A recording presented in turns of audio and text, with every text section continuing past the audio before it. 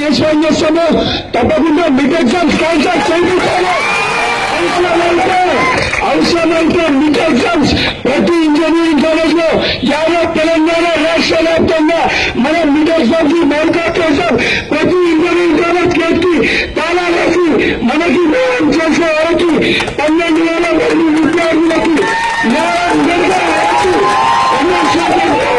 మా యొక్క రాష్ట్ర కమిటీ, మా యొక్క రాష్ట్ర అధ్యక్షుడైన నేను మీ అందరూ పోరాటం చేస్తాం. పోలీసుల నాటులకి భయపడడం నేర్చుకోవాలి. ఇంద్రమే నాటికే చేసాము. ఇక మిగతా నాటులకి నేను సిద్ధంగా ఉన్నాను.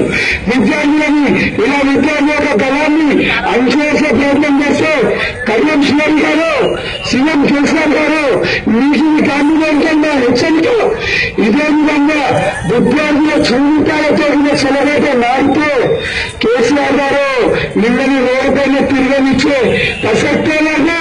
ముందు ఇంటికి చాలా వస్తాను, ముందు ఇంటిలోనే ఉండాలి.